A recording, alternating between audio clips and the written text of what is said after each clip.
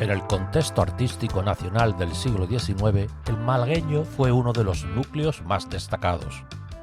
Los pintores locales se vieron favorecidos por la buena situación económica de la oligarquía y la clase media, que apoyaron la enseñanza de las artes y mantuvieron una gran demanda comercial.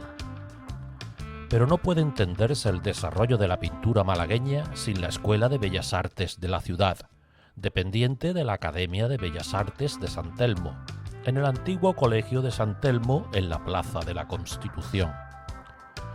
El nombramiento en 1868 del valenciano Bernardo Ferrándiz como catedrático de la pintura de la Academia de Bellas Artes de San Telmo supuso un impulso definitivo en esa dirección, pues en poco tiempo fue conformando a su alrededor un pujante grupo de jóvenes pintores. Antes de Ferrándiz podría considerarse a Carlos de Haes como el primer maestro de los pintores malagueños. De ascendencia belga, su actividad artística se centra fundamentalmente en el paisaje realista típico del siglo XIX. Desarrolla con una cuidada técnica escenas de paisaje en las que ocasionalmente aparece alguna figura o personaje. Es el introductor del plenaerismo en España, movimiento que promueve los postulados de la pintura al aire libre, basados en la observación directa del natural. Con estos nuevos planteamientos, Carlos de Haes transforma el subjetivismo romántico del paisaje en una interpretación más real y directa de la naturaleza. Como catedrático de la Escuela de San Fernando de Madrid, contó con varios alumnos malagueños, entre los cuales el más destacado fue Emilio Ocón. Bernardo Ferrándiz y Bádenes revolucionó el panorama de la pintura y de su enseñanza en Málaga. Valenciano formado en su ciudad natal y en París, amigo y devoto de Mariano Fortuny, llegó a Málaga en 1868 como catedrático a la Escuela de Bellas Artes. Su labor docente alumbró a una extraordinaria generación de pintores cuya calidad dio fama a Málaga como centro de su creación de su tiempo. Denis Belgrano, Moreno Carbonero, Sáenz, Nogales o Simonet fueron algunos de ellos. Prácticamente a él se debe la orientación adoptada por los artistas malagueños, en los que predominó el llamado realismo burgués o un fortunismo comercial. Se trataba de hacer un uso superficial de la técnica realista para dar verosimilitud a las escenas representadas. Objetivismo, luminismo, preciosismo, exactitud de los detalles, instantaneidad, pero sin incurrir en ninguna provocación moral y olvidando el compromiso social. La función de las pinturas era decorativa. Había que adaptarse a los gustos del mercado, que estaba compuesto por clases medias burguesas o por las instituciones oficiales.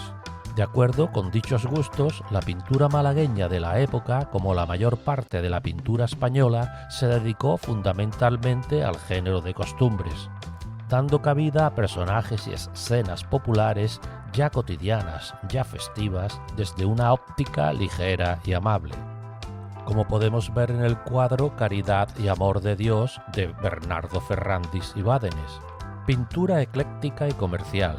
Se trata de una pequeña tabla pintada en Málaga a los 2 años de su llegada a esta ciudad y ambientada en el malagueño entorno de la antigua Fuente de Olletas, construida en 1788 y sustituida a mediados del siglo XX. Si bien la joven que se acerca a besar la mano del sacerdote viste una indumentaria propia de su Valencia natal. Ferrándiz aprovecha la luz, probablemente malagueña, para trabajar a una superficie en función de la riqueza del color, que se presenta muy vivo al recoger la luz ambiental.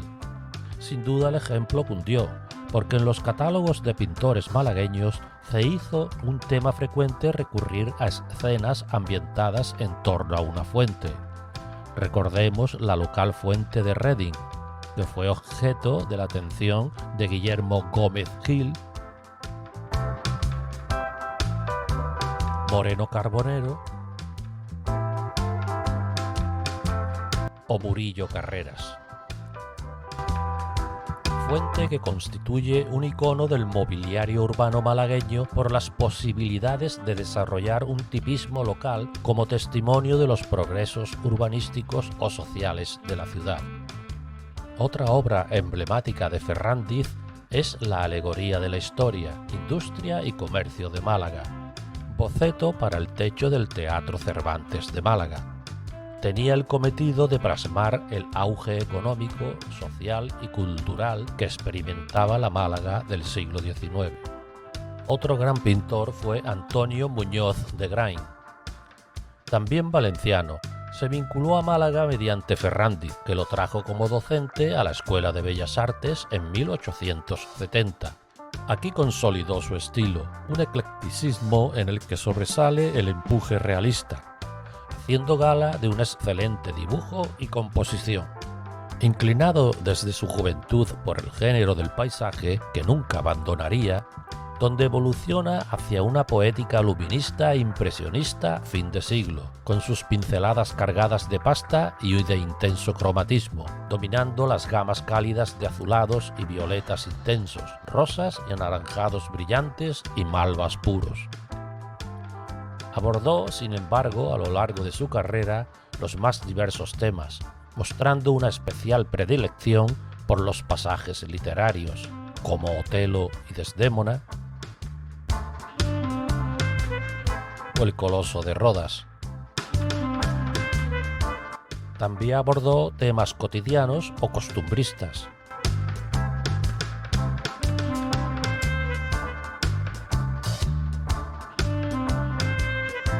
Asuntos orientalistas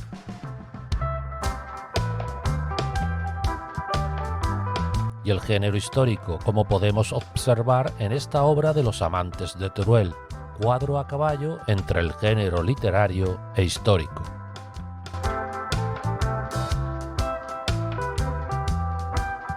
Granada fue una ciudad predilecta para de Grain. Además de pintar en numerosas ocasiones sus casas y paisajes y monumentos, ambientó en esta ciudad muchas de sus fantásticas visiones literarias, orientales o históricas, alterando arbitrariamente y sin ningún recato la fisonomía de sus edificios y la orografía de sus paisajes para buscar efectos de mayor intensidad expresiva.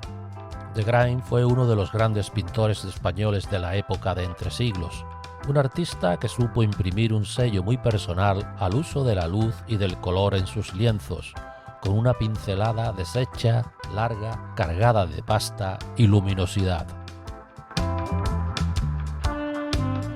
Otro gran pintor fue José Denis Belgrano. Este pintor malagueño, discípulo de Ferrandiz, conoció pronto la obra de Fortuny, que supo asimilar a su forma de pintar reciclando el costumbrismo romántico hacia el realismo burgués amable y ecléctico.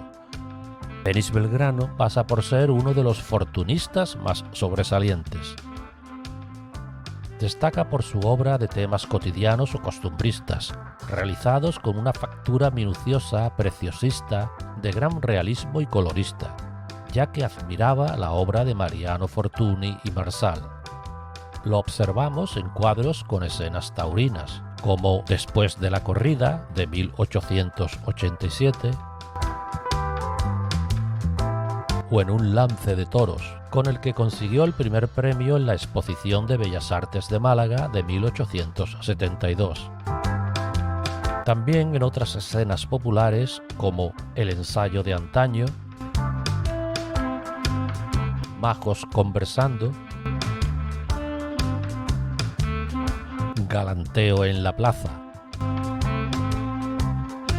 Para la burguesía malagueña realiza muchas decoraciones en los interiores de sus casas, como Escena japonesa,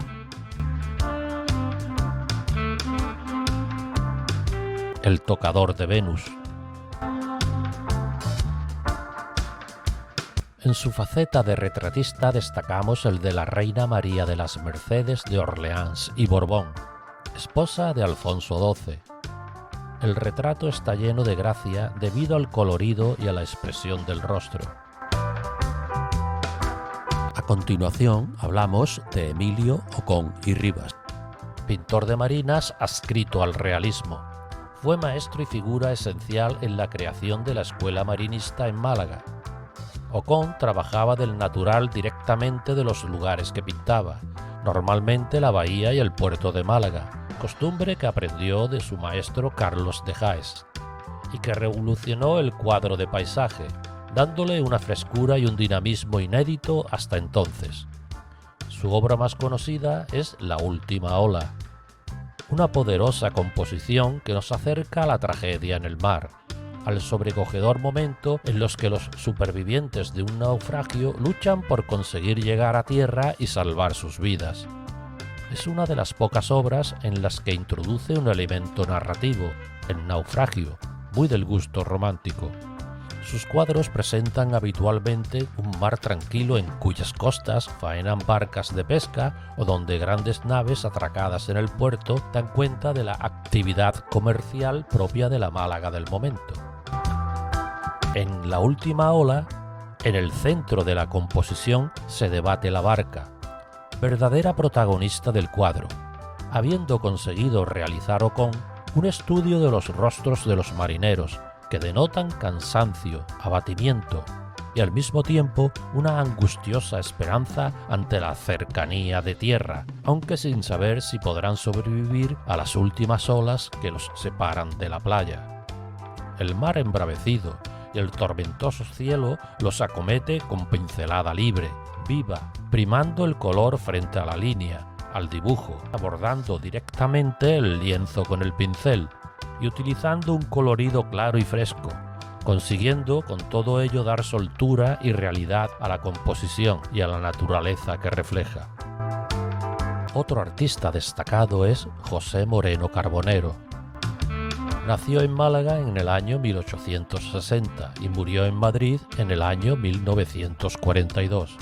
Asentó su fama en los cuadros de historia, que fueron muy premiados en su tiempo, y también en el retrato, especialidad por la que fue muy solicitado por la familia real, la aristocracia y la burguesía. Su obra, siempre fiel a la voluntad académica que le guiará desde su más temprana juventud, destaca por su destreza técnica, así como por el realismo de su plástica. Sirve de ejemplo el cuadro de los gladiadores de 1881, que responde al prototipo de pintura académica con la elección de un tema clásico, composición medida, dibujo preciso y color equilibrado. Representa a dos gladiadores junto a un estanque lavando sus manos y refrescándose después de la lucha o la carrera. El que está de pie adopta una postura estatuaria de tradición clásica, inspirada en el Aposiomeno de Lisipo, que es captado limpiándose la arena del cuerpo. El otro personaje de clara inspiración romana, quizá excesivamente fiel al modelo del natural. Sus obras más relevantes son El príncipe de Viana. La obra muestra el rigor histórico con que Carbonero acomete el acontecimiento, visible en los trajes y en el estilo gótico del sitial. La fragilidad que transmite el personaje, el gesto de amargo desencanto y la mirada perdida dan idea de la hondura emocional con que fue abordado el tema por parte del pintor.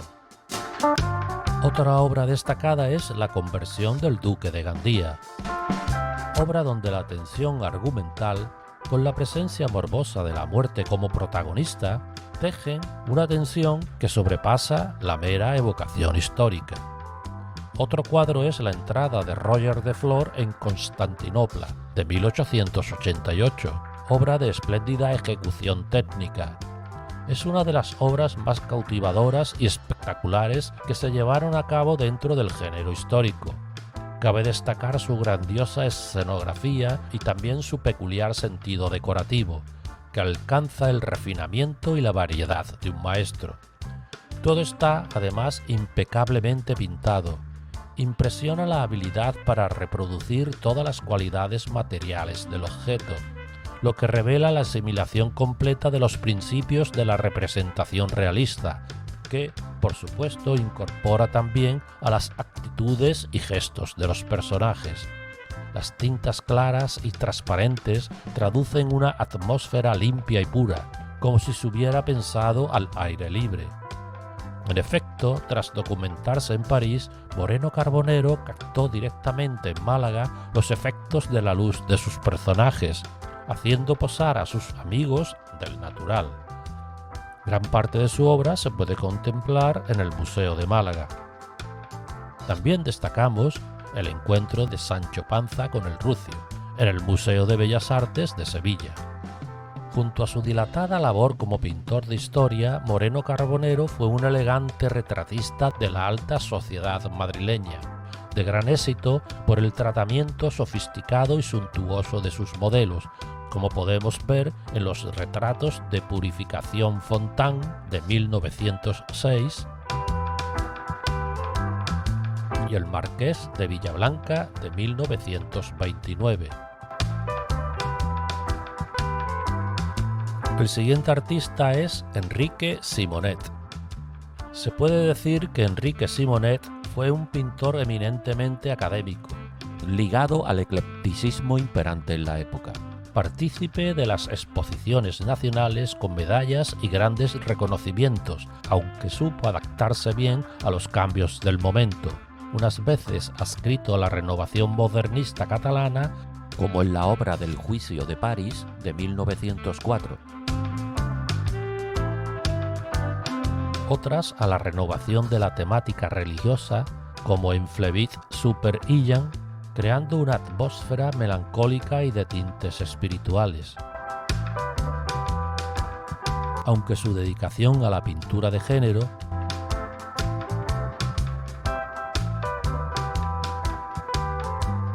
al retrato,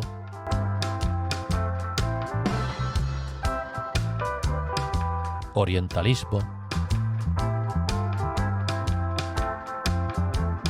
y paisaje, demuestra que fue un pintor versátil, realista, que sabía adaptarse a los cambios a través de una excelente técnica. Se le puede, por tanto, considerar uno de los mejores pintores ligados al academicismo de la segunda mitad del siglo XIX español. En el Museo de Málaga encontramos una de sus grandes obras, Y tenía corazón, de 1890. Obra juvenil de gran formato, realizada durante su pensionado en Roma. Se mueve dentro de una esfera del realismo más tradicional. Presenta una composición en aspa, con un tratamiento del dibujo muy académico. Especialmente cuidado es el tratamiento de la luz procedente de una ventana en la derecha del cuadro que imprime una atmósfera de frialdad a la escena. El pintor se recrea en las transparencias y en especial en el colorido de las botellas.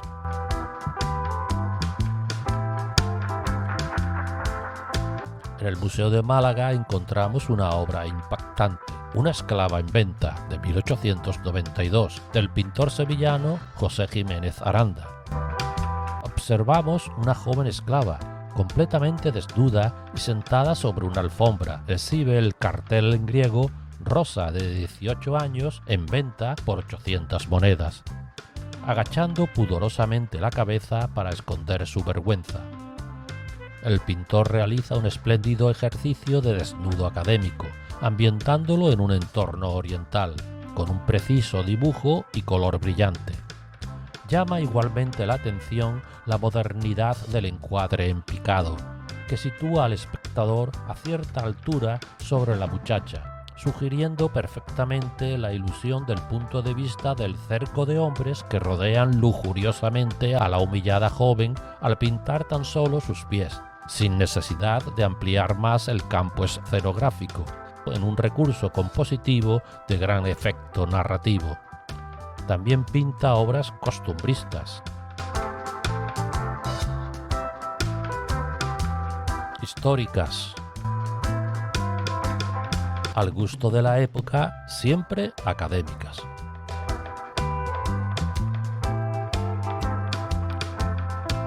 Otro artista destacado es Joaquín Martínez de la Vega Cisneros, almeriense de nacimiento. Desarrolló su carrera artística en Málaga, donde era admirado como pintor y respetado como profesor de la Escuela de Bellas Artes. Tanteó varios estilos y géneros: el costumbrismo realista de correcta factura, el historicismo, el orientalismo.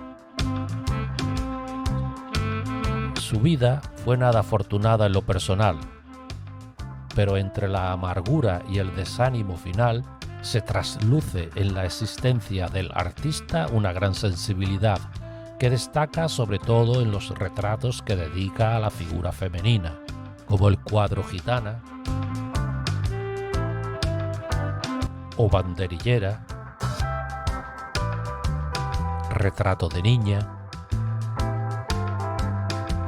o Dolorosa, que es el retrato de su mujer. También en el retrato de su madre. El desafortunado artista cesa en sus funciones como académico, cae en un completo abandono, sumido en el alcohol y las drogas. El Calavera es un ejemplo de este periodo, en el que muestra a un sujeto víctima de la intoxicación etílica. En 1895, a los 2 años de enviudar y en un estado físico deplorable, se refugia en el pastel, abandonando el óleo. Se adelanta a su tiempo y abraza el modernismo, a través de fugaces ejecuciones de alto valor estético y de orden onírico o religioso. Entre estos últimos se encuentra la serie Las Tentaciones, donde una figura masculina con hábito monacal huye despavorida del ofrecimiento que mujeres semidesnudas le hacen de alcohol y sexo. Obras realizadas con pasteles vaporosos y con una reducida paleta de rosas y azules. Otro pintor importante es José Nogales Sevilla. Es uno de los pintores más completos de la escuela pictórica malagueña. Abarcó todos los géneros y temáticas, destacando tanto en los cuadros de historia, en el retrato y en el paisaje.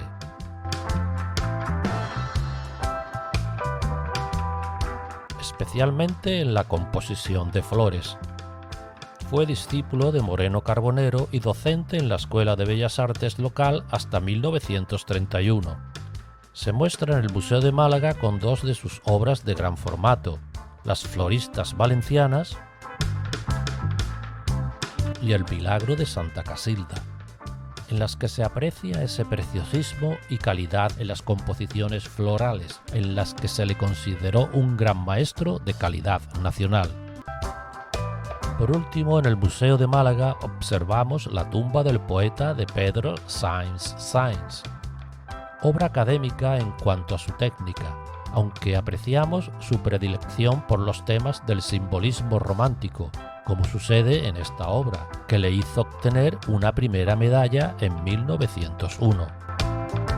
Destacó por su faceta de retratista, pinturas costumbristas de pequeño tamaño del gusto de la burguesía de la época, obras que no reflejan ningún tipo de compromiso social, destinada a una misión decorativa.